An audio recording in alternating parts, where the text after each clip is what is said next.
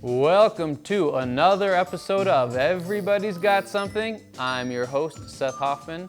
Today we have our guests, the founder of the Grateful Way, Ramleen Goggin, and poet extraordinaire, Robert Castillo. Let's get into it. Let's have some fun. Glad to be here. Well, the purpose of this show, what I'm so excited to get to do this, is the opportunity to talk to people who are living a life they are excited about, have a passion for, and share it with the world. And this special guest epitomizes that so perfectly, Ramleen Goggin. Ramleen, it is a pleasure to get to just sit and talk with you today. It is such a pleasure to get to talk with you. I'll even come to a studio if I get to talk with you, Seth. Well, that works for me. Yeah. Well, Ramleen, what is exciting about your, if you want to call it work, your life's work, passion, play, is that it really involves affecting and I guess giving people's lives something they maybe didn't even know they had of possibilities. And I wonder if you could just tell us a little bit about what you do and how you discovered this path. What I do is I listen for what people are excited about and what inspires them. And if they really came from that there was just this one life to live, what would you be doing? How would you be being in life? What are the things that you really are passionate about? What breathes life into you? And then from there, what are you doing to fulfill on that? And how do you start a process of that, or a session? If someone is coming to you and looking for something in their own lives, how do you begin? And maybe it's different with each person, but how do you approach that process? Again, just from asking questions about what lights them up now, or if people have lost touch with what lights them up, what lit them up as a little kid, because it's usually the same things now that were exciting for them earlier, but somewhere along the line we got told to settle. Yes. You can't do that. Yes. You shouldn't do that. Yeah. You have to do this. Work's not supposed to be fun. It's not supposed to be fun. Yes. That's what you do when you're almost dead. Then you start having your fun. Yes. Yeah. And so when you were a little girl, when you were a child, two questions. One, what lit you up? And two, did you ever imagine you would be living the life you're living right now? What lit me up when I was a kid was I had a lot of extraordinary experiences with nature. Like it's not raining at our house, but it's raining across the street. Yes. And we had such floods that people were in boats in the street. And when the floods went down, there were zillions of frogs. Wow. So, double rainbows. One time I was on one of those little trampolines, Yes. and I thought I caught it a little like extra air. So I was like, oh, maybe flight is possible. Yes. And so just like the magic of being alive was something that really lit me up as a kid. Yes. And did I imagine I'd ever be having the life I have now? Not remotely. Really? Yeah. And so so you had these feelings as a young girl of just this excitement.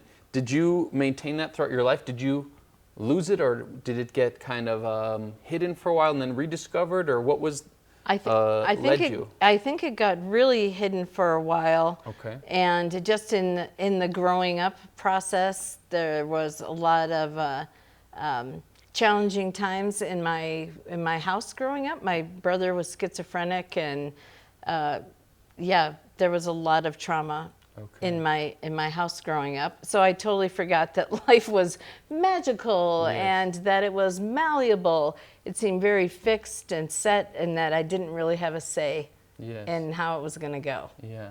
And I think life just came and got me. It would offer me opportunities to say, it's whatever you think is like the truth and what you know, it might not be. There might be Yes. something else available besides what you Yes. know you have to do or Yes. know how you have to be. Yes. And so, can you think of a kind of a turning point in your life where you first saw this possibility of another way for yourself, and then, of course, then helping others discover that? But when can you think of a specific, I don't know, moment or teacher or influence in your life that really kind of said, "Whoa, wait a second, there's another way to be"? Well, I'm glad you asked me about early mentor, because I had a 8th grade English teacher, Ann Gregerson, and she was very encouraging of you, that I didn't necessarily fit in exactly, Yes. but that was going to work out to be a good thing. Wow, that's a special teacher. She was very special and very, that I would find other people who were interested in creating and interested in making a big contribution in life. Yes, and I want to give a reminder to anyone who's a teacher out there, and I think you can agree, is that the power of those teachers is Yeah. that students at any age, they see their reflection through their teacher, and Yes. it can make such a profound difference. And it sounded like this, Anne, Yeah. let you see a reflection in a way that was She exciting. really did. And I was with my 6-year-old friend Coral today, and she's starting 1st grade this fall. Wow. And just really praying that she gets an amazing teacher, because I was in the presence of teachers like Ann Gregerson, her being the main one, that like in her speaking of me, she created a whole future for me that was going to be magnificent, even if that wasn't my experience. And so, have you been in contact with her in all these years? Is she still in this world? Do you no, even- she's not Anne, in are this you wor- out there? No, Ann, You can call in the hotline? yeah, You can call in. no, but I was thinking about she had 5 children, so I was thinking I could reach out to one of Yeah. her children just to let them know. I would do that. Because I'm one student, right? And there were, so And many she may people. not know. She just may not know. She may be having a day, and she may not be wondering, oh, what did I do in this world? And Yeah. it could mean a lot. Yes. And so from all this came the grateful way. Yeah, and that is the second question that you asked about the turning point. And the turning point was the coming to New Mexico. So I had a great job in Chicago. I was a single mom to Neil, and I really was that there were things in life I had to do to be a good, responsible parent and provide Neil with the kind of life that I felt he deserved. And I was also a beginning meditator.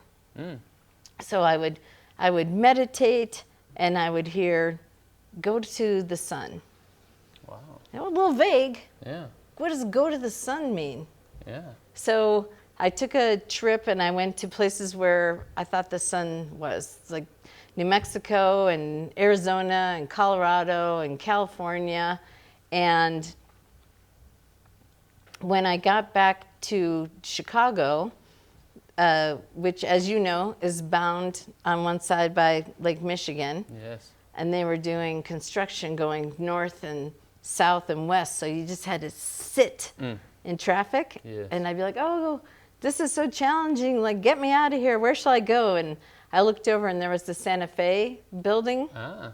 And then I had a friend named Chuck, and Chuck was a prayerful guy, and he said, I was in a field praying for you, and a car from New Mexico drove up next to me. Have you ever thought about going to New Mexico? And I was like, yes, I have thought of it. And I was telling this story to a friend of mine in my office, and my secretary comes in, and she puts down my mail, and the cover of Social Work magazine has a picture of the Santa Fe train on it. And I was like, oh, just give me a sign. What should I do? And I think that was the turning point of we're always being guided, that we can really trust that life is for us, and that it's not always going to go the way that you think. Yes. But if you really make yourself available for being of service, it'll turn out even better than you could hope for. Yes. And I like that. The idea of for service, a lot of times people think, oh, well, do I have time or do I have the resources to give or be there for others, but what fills you more than that, you know? Nothing. That's, you know, when people say, oh, you know, so-and-so, you know, like Saint Teresa, she was just so selfish. It was all about her feeling good. I'm like, yeah, me too. It's all about me feeling good. And and I think that's true for all human beings, that when we're really contributing, uplifting others, that's when we all feel the best. Yes. And when we all learn that, boy, we're going to have quite a magical world upon us. When we realize, you know how you get rich is you give to someone else. Whatever's lacking, give it, and then it's no longer lacking. So tell me a little bit more about your processes, when the types of people who you work with, the types of people you help. Just a little bit about a day in the life of Ramleen Goggin. Well, I start my day usually by giving thanks. I love the earth so much, and so that's how I start. And then I work with all different kinds of people. I've worked with, you know, billion-dollar companies, and I've worked with individuals and couples. It's mostly anyone who wants to expand in any area of life, and they don't know how to move, or how to get to the next place, or maybe they don't even know that they want to go to a next place, or that there's an option, or that there's any option, but just feeling like, okay, I have all the things I'm like supposed to have to be a satisfied person, and I'm not. So what do I want to fulfill on? I haven't fulfilled on yet. What can I create beyond what I've already created? Or what have I been tolerating that's really unworkable, but I'm so used to it, I don't really want to be at risk for what I could have, because that would mean letting go of this, which may not be, you know, woohoo, but it is familiar, and I do know I can survive this, because I have been. And so can you also tell me, how does this connect? I know you had a recent trip to South America. Can you tell me how that all connects? And what happened there, and what that is bringing about right now in your life and the lives of others? Well, I think that another way of looking at the grateful way is ending the illusion of separation, and that the quality of our lives is the quality of our relationships, and the quality of our relationships is the quality of communication, and that it's never the stuff that I say to you or you say to me that causes the trouble. It's the stuff that we won't say. It's like, you think that, so you're different from me, so I gotta. But if we hang in there, like, we'll find the similarities. So I was, I met a lovely couple who had just moved to New Mexico, and my friend Luna is from Chile. Have you ever been to Chile? Yes, I you sure have. did. Yes, you have. And she said that if I wanted to, we could make a trip to this this village in the Amazon where no Americans had ever been. So a group of 7 of us from the United States and 2 people from South America went to this village, which was amazing and incredible.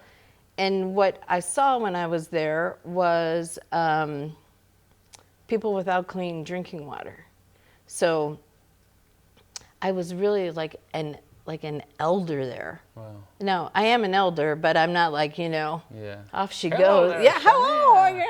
And that I knew that there were children who were going to die because they didn't have clean drinking water. They'd drink from the river, and when the rains come, then a lot of bacteria gets into the water, and they're still drinking it. So people without, you know, strong immune systems leave.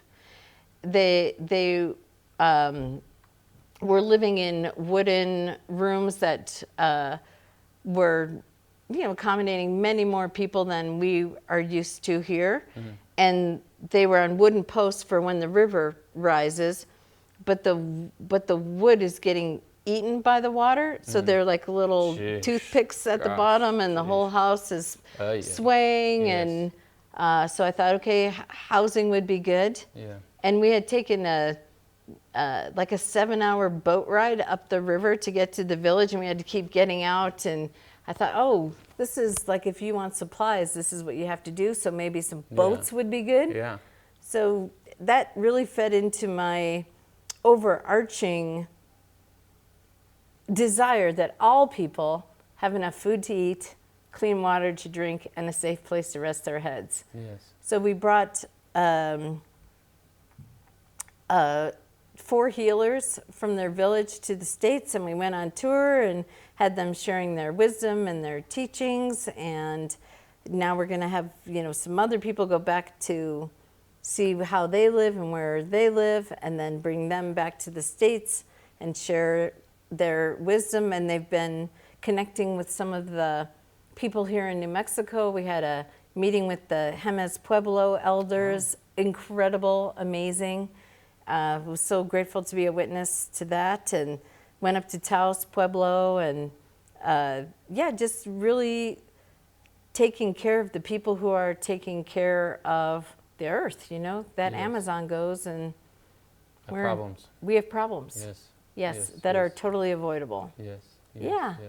Well, one of the things that I would like to share that you have done, at least in my life, early on in our friendship, many years back, one of the things, a lesson that I think back often is, one of the ways we're often trapped as people is by our own selves, is that we have a definition of who we are and what our boundaries and barriers are. And just the awareness that just as we put those cages and barriers on, we also have the power to lift those. And I just recall a time when I was in the first school I was teaching at, and they were asking for someone who would be the head of this writing team. And my first response was, well, I'm not a leader type. I'm a new T. What do I know? But then I thought, well, wait, who determined that? And so before I knew it, I saw my hand go up, and suddenly I was the leader of this team.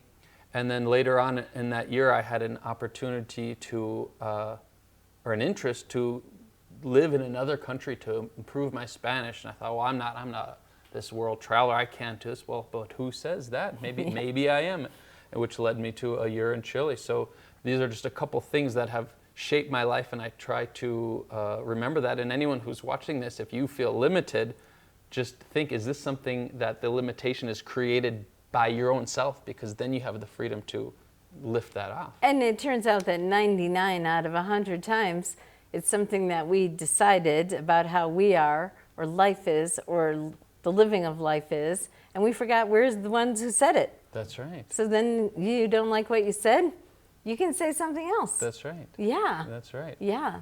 So, Ramleen, what are some things on the horizon for you in our last few minutes here that you are very excited about, and any bits of wisdom that you can share?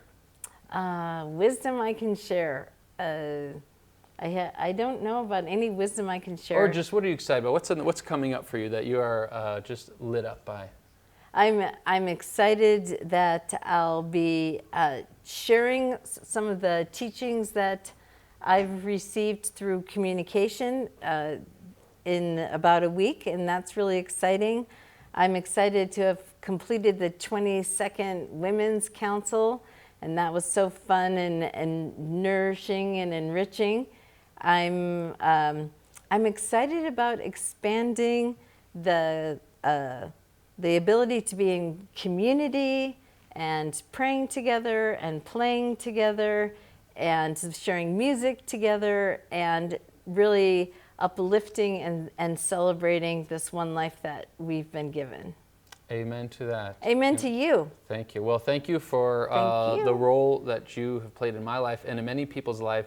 And just as you had talked about your wonderful 8th grade teacher, I know there are many people who are sharing stories about that Ramleen, who affected their life and opened doors and possibilities in ways they could not have imagined. So I wish you strength and blessings in all of your work. Yeah. And grateful you're out in this world doing what you're doing. Yeah. And all the best. And Thank the you for Grateful being Way. the fulfillment of my work and my life. It is a pleasure and an honor. And don't make me have to come here to talk to you. I might. Okay. Love you. All right. Thank you you. very much. Thank you. Thank you very much.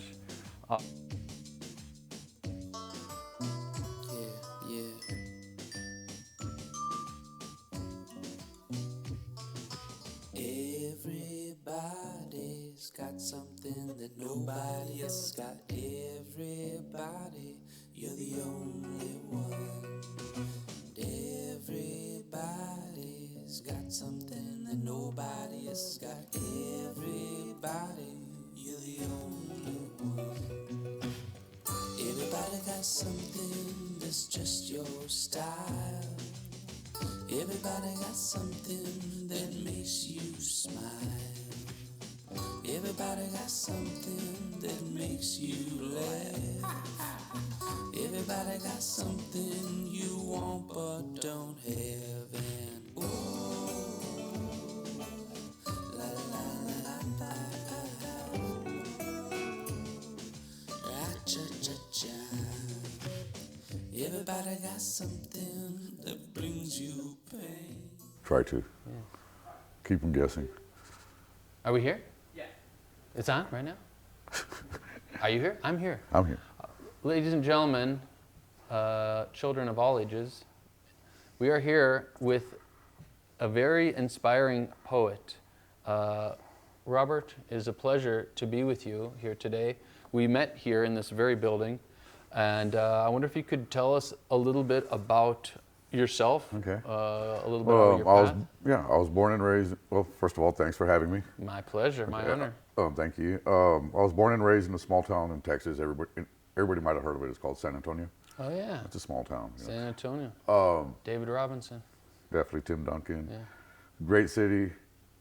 Timing was wrong. I wasn't ready. 2000, I started traveling. I was alcoholic and drug addict at the same time. Just got to go to 38 states, just living the life, trying to figure out what I was here for. Yes. Going back 5 years, about the same time, actually, 2019, had a situation happen to me in Eugene, Oregon. It was a life or death situation. Yes. I met the president of the Business Association, and he asked me, why the fuck? Well, You can sit here. It's yeah. public. You can Okay. He be says, free. Be free. he was like, why aren't you not running your own corporation? And I was like, well, because I'm not ready. So in 5 years, I'll be celebrating 5 years sober, December 11th. Congratulations. Thank you. And if I keep doing what I'm doing, I'm going to achieve that. Yes. And then talk about like being divinely inspired. That was March 3rd, 2020, so 2 weeks before the lockdown. Yes. I got my own apartment. Wow. Good timing. Yeah, so I'd been sober like 2.5, 3 months. Yes. And were you writing poetry throughout all this? Yeah, I discovered my poetry in 2019, and this that is recently. Before no, that, no, 2017. Sorry about that. But still, that before that, Yeah. you were. I knew I had a lot of ideas, but because of the alcohol, I couldn't I see.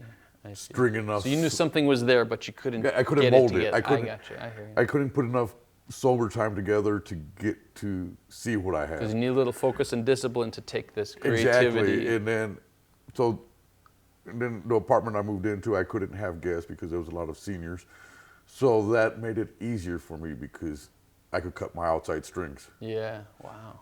And then I would, people were like, let's go hang out at your place. I'm like, I can't do it. Management said no, Yeah. and I could have No, if I but would have pushed the It's a envelope. nice way to have a boundary. Exactly, That and I didn't know how. I I didn't know how to set boundaries, so Yes. that made it so easy. Yes. Yes. It's not my fault. Somebody else. Yes. Okay, and then that's when the government sent us the stipends or the funds. Yeah. So I went and got me I wanted to buy a 38-inch TV, but they were sold out, so I had to settle for 43.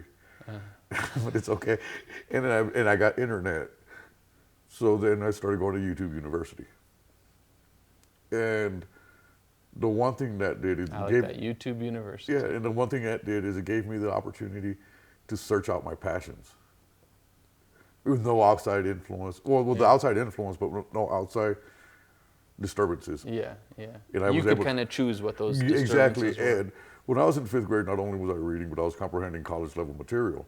So I was too smart for my own good. Yeah. So now, at the age of 47, when I got sober, I was like, then let's see what I had to offer, because knew I hadn't reached my full potential. Yes.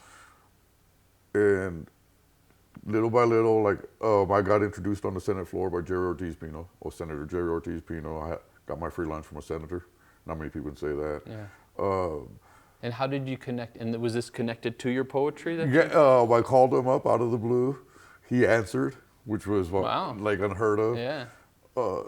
He was like, "Hey man, I like your poetry. You want to come up and have lunch?" And I was like, "Yeah." So I didn't have a tie at the time. And how did he know? You sent him some poetry? No, I just read it to him over the phone. Okay, okay. So I was just reaching out, and then. Do you remember, by the way, and it could yeah. what you shared with him at that time?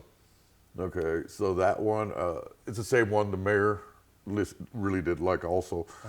And I agree, let's make America great again. It's time to end corporate welfare.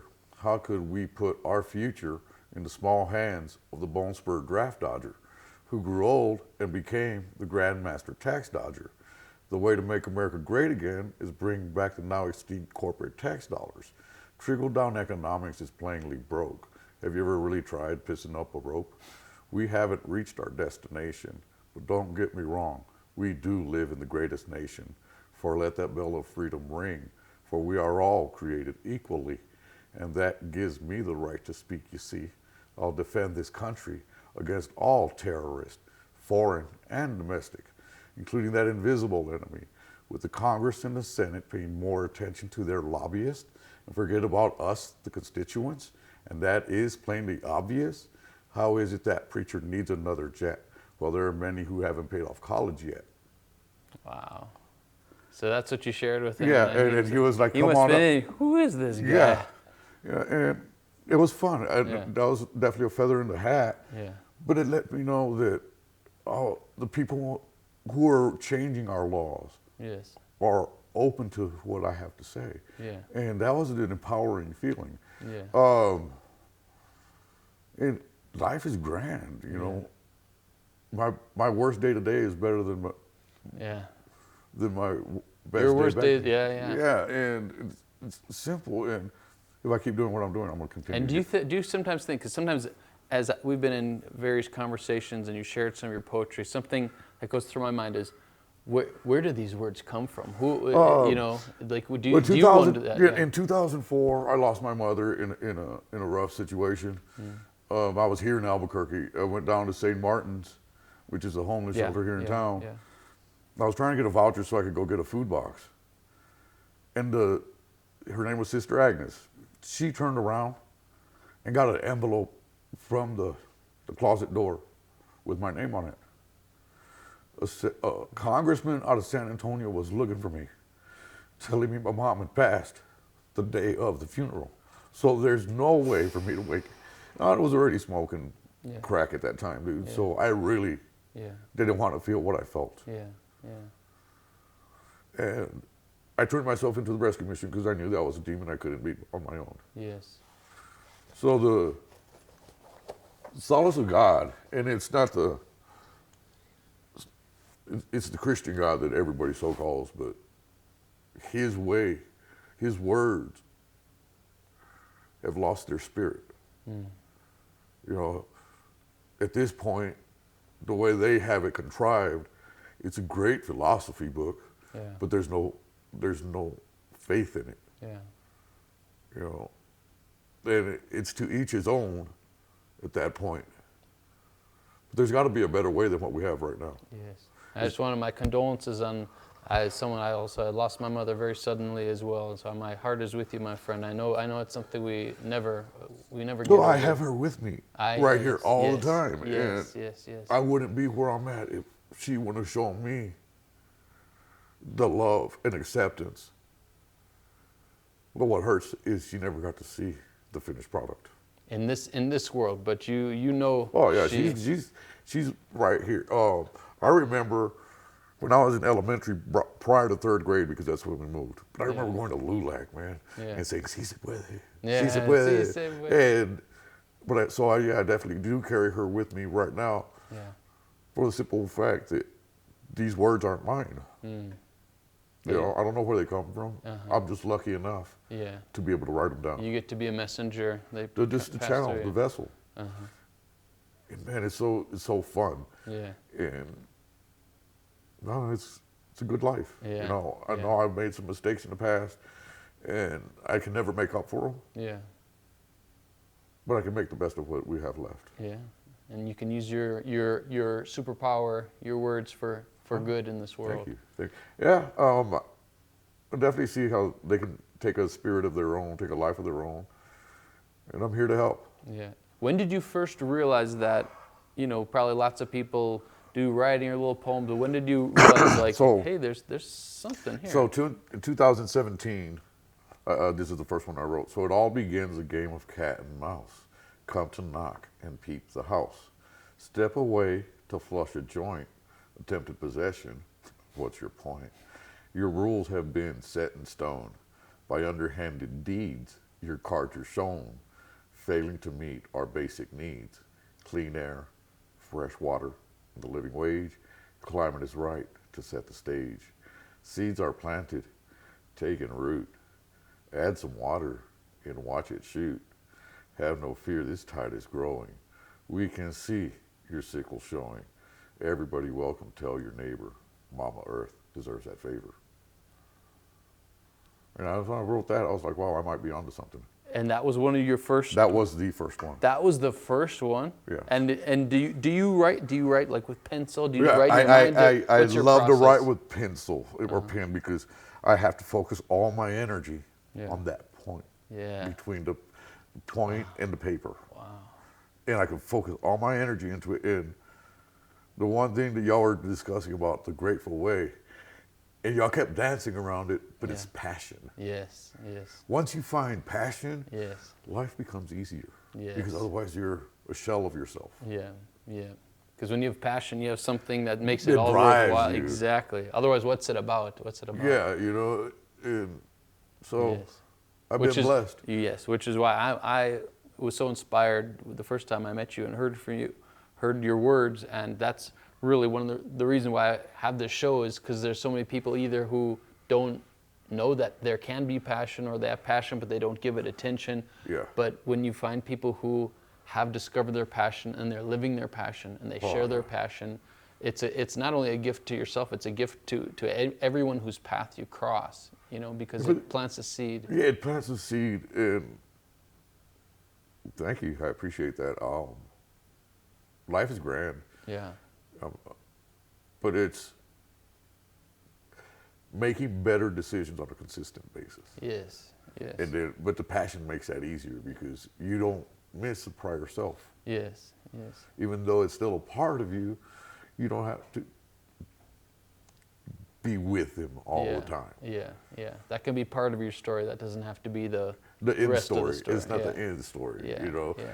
like one of the things that I came to when I got sober is it's the last day of the first of my life, but the first day of the rest of my life. Oh, beautiful, beautiful. I know there's many people out there who are struggling and maybe are not at the point where they're ready to become sober. Maybe they've tried it, but they couldn't. Do you have, and I know everyone's different as far as what's going to work, but any hopeful words for someone who's thinking like, rediscover your passion. There, okay. Rediscover it because we've always had it, but she has one of the like hard names. What was her name? Ramleen. Ramleen. Yeah. Was saying is once you discover the passion, it gives you somewhere to be. Yeah. And the reason I believe that the pandemic did help me, because with a lot of people don't like themselves at this point, much less love themselves. So how can you spend 24 hours a day with somebody you don't like? Yeah, yeah, You know, so learn to love yourself. yeah, yeah, Do that, practice that self-care, put aside that little bit of time. yeah. Because everybody is worthy for that. Yeah, and I think a lot of times when people don't like themselves or even hate themselves is because they have a glimpse of what their potential is and they know they're not living into that.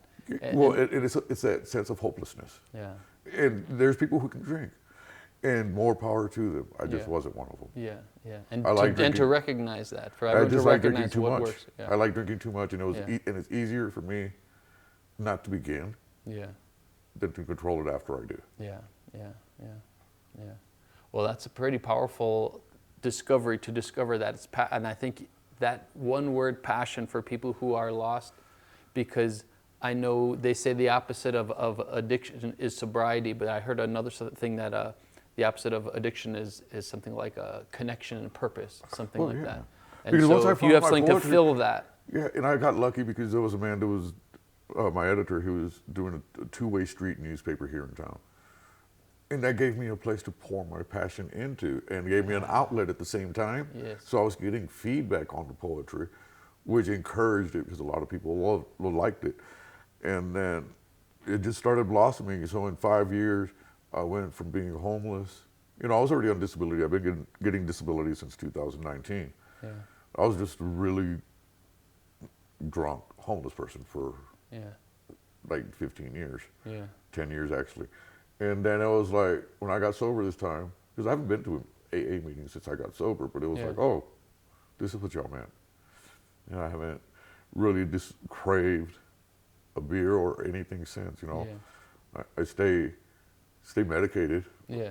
but 420 friendly. In something that works for Yeah. you. Something Well, that you can say, this because works for me. because I am bipolar, I am, you know, mentally disabled. Yeah. They want me on 15 types of pills. Yeah, I'd rather smoke pot, yeah, yeah. and pot works for me. I think And that's it one of the reasons it was illegal for so long. Is and like, it oh, puts these me into- pharmaceutical yeah. companies aren't gonna. It puts me in touch with source, Yeah, and everybody has a name for their desired Yes. entities, but source seems to be a better spot just to start. yes, yes. And I think that's the name of the game, though, is for everyone.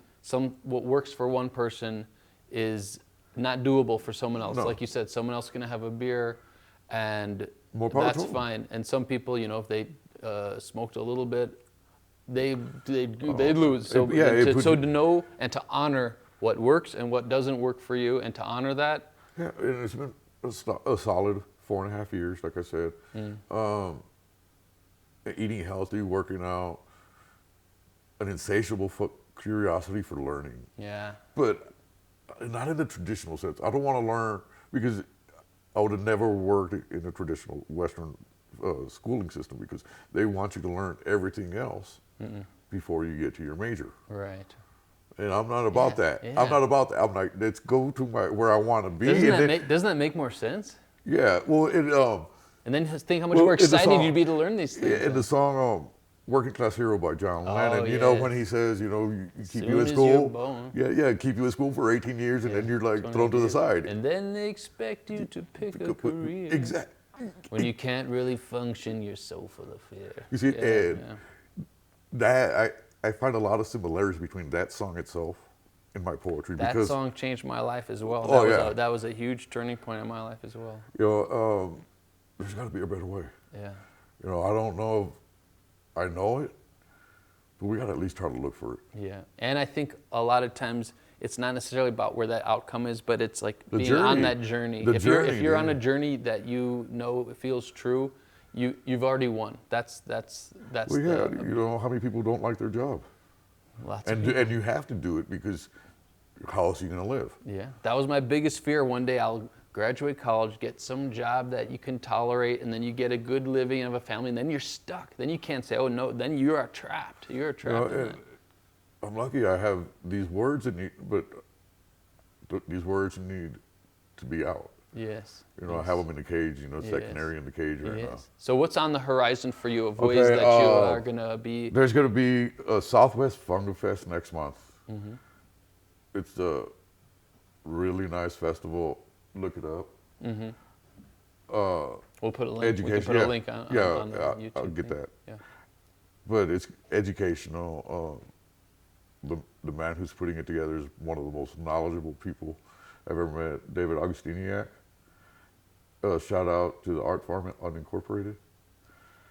And I'll be performing there, trying to get my books back out. We're going to go probably through Amazon, even though it's a part of the cognitive system. So can people get it right now, or No. we have to wait? Okay. I'll be working on that. Okay, so that's yet to but come. once I get the book, I'd like to come back and do an hour with you. Please, yeah. An hour. Yeah. Because what I would want to do is continue talking the way we were. Yeah. And then just let the poetry come out, dude, because I'd like to weave a tapestry. Sure. That'd be beautiful. Yeah. I'll be honored for that. So just let me know what works for you. Yeah. These people, they're playing with our future. They're playing with not only our future, but everybody's future. Yeah. You know, they're playing for keeps. Yeah. It's all right, you know. Yeah. I know what I got in the back pocket. Yeah. You know, to you who says my vote don't count, to you who believe Chicken Little when she said the sky was falling. This is what happens to democracy when you let hate and fear rule these streets, or tear down the barricades, or rush the doors at the Capitol. There is the gullible few. Simple question to ask oneself is it you? Powerful words. Well, my friend, you have a very special gift, and I'm glad you're using it. And we are going to close out with, can you tell us a little bit about this last piece we're going to hear? The first part of the next poem was written after Uvalde. They lost 19 kids. And the second part of the poem was written after Michigan, when they had the mass shooting at the school, the University of Michigan. And the NRA, man, they've got their fingers dug in. But what is it, like 86% of the population wants some sort of common sense gun control? You know, like the shirt says, we the people, but we need to put action to it and remind them, we are the people. Amen to that. All right. Well, Robert, it's a pleasure, and I wish you all the best and strength, and please keep sharing your gift. It's a very special gift you have, and the word pen is more powerful than the sword, as we know. And well, hope y'all like the poem on the way out, man. Let me know. All right. God bless everybody. God bless. All the best. It's been a pleasure. Forget your thoughts and prayers. I agree as I hear it for the first time. Forget your thoughts and prayers, echoing from the valley, coming from the streets of our city. Forget your thoughts and prayers coming from our empty hallways in schools across America. Why do you keep hiding behind your thoughts and prayers as our children prepare for another mass shooter drill? Because these talking pundits keep spewing their idiotic rhetoric, creating the mindset for the next terrorist, bringing the front lines of a war zone, breaching the safety of another school zone. Question to ask is, how many more innocent lives must we sacrifice?